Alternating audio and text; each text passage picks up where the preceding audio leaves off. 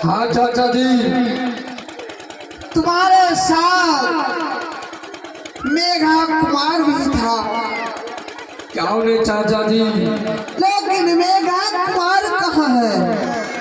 चाचा जी, जिस समय आपने दोनों भाई के राज मोहब्बत से निकाल दिया, मेघा कुमार चलते चलते थक गया, रोने लगा कि बड़े भाई साहब मुझे भूख लग गया है, कुछ खाने के लिए व्यवस्था कर दो। उसके लिए मैंने भीख दुख मांग कर खाना लाया और पानी लाने के लिए झरना नदी में गया। कोई दुष्ट पीछे से आकर मुझ पे एक निशान चला दिया।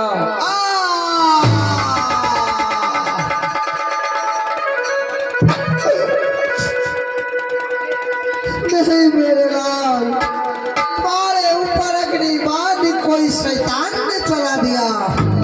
चाचा जी। तुम मूर्छित हो गया, क्यों नहीं? लेकिन मेघा कुमार कहाँ गया कुछ तुम्हें पता नहीं चला। कुछ मालूम नहीं है चाचा जी।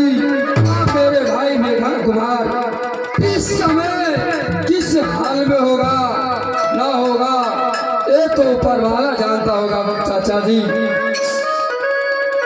इंदल कुमार तुमसे छोटा भाई मेघा कुमार था, तुमको अग्निबाण लग गया, लेकिन मेघा कुमार को हो सकता है कोई बाघ हरिण शार खा गया होगा। क्यों नहीं चाचा जी? आखिर के